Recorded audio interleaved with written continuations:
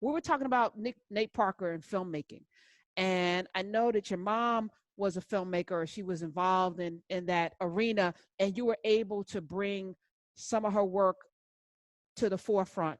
Yep, yep. Talk So a little bit about that. my mom was a woman named Kathleen Collins, Kathleen with a K, Collins. She was one of the first Black women to make a feature film in America. She made a film in 1982 called Losing Ground, which was really, really unusual for its time, and it wasn't released because of it. It's a film about a Black female philosophy professor named Sarah Rogers. And it's kind of a sexy, funny, slightly intellectual, but also just emotional kind of dramedy, a little bit like a Woody Allen movie, but all with Black middle-class characters. And when she tried to get it distributed in 1982, people literally said things to her like, "These aren't real Black people." And of course, they were real Black people, and that was super offensive. Anyway, then my mom died of breast cancer in 1988 when I was 19. And so the film never really saw the light of day. And about 5 or 6 years ago, when I was in my mid 40s, I had the film remastered and re-released, and kind of the world was ready for it. It was released at a film festival at Lincoln Center in New York. A festival about independent film. And we thought it was just going to be released for 1 week, just kind of at this film festival.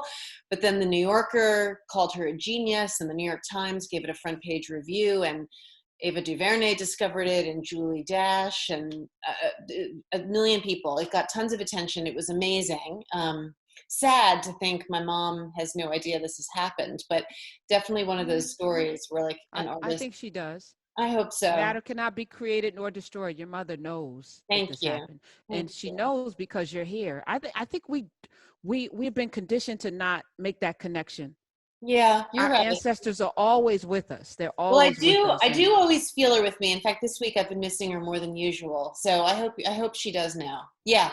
So the film is now, people can see it on, it's on TMC, and you can find it on, the distributor is called Milestone Films. It's on their website. If you Google it, it's called Losing Ground by Kathleen Collins. And it's really a treasure to see. I mean, one of the reasons I had it remastered, because at the time I didn't think that there was particularly going to be an audience, but a Black female professor at Yale, a woman named Terry Francis, said to me, "You have to get this film out in the world." And she said, because when I show it, she had an old VHS copy of it. She said, Black women, students cry like they've never seen themselves on film. And that was really, really the thing that kind of compelled me to do it. And it's been very rewarding. reading that story, I wonder how many other works we have never seen, I wonder because that. of finding. Yeah. I wonder And that too. Yeah. do you still own the rights to I it? do. I Okay. manage her estate, and I actually, after the movie was released, I mean, the story gets kind of crazier and crazier. I had actually found in my 30s a collection of stories that my mom had written in the early 70s, called Whatever Happened to Interracial Love, and they had never been published and never been seen. And after the movie came out and was successful, I was able to publish that book. And actually, just like you just said, I got Elizabeth Alexander to write the foreword to the book. And in her foreword, she said, reading this book makes you wonder how many Black women's voices have been lost. So yeah, I published the book called Whatever Happened to Interracial Love, and then a second book called Notes from a Black Woman's Diary. And that's kind of a compilation of my mom's work. So it's been a big project of the last 5 or 6 years, and I'm super proud of it. That is important. I mean, I know people are listening and they have people in their lives that have written things and done things, and now it's so much easier to get things to market. I was telling my class, when I started my business, a website cost $250,000.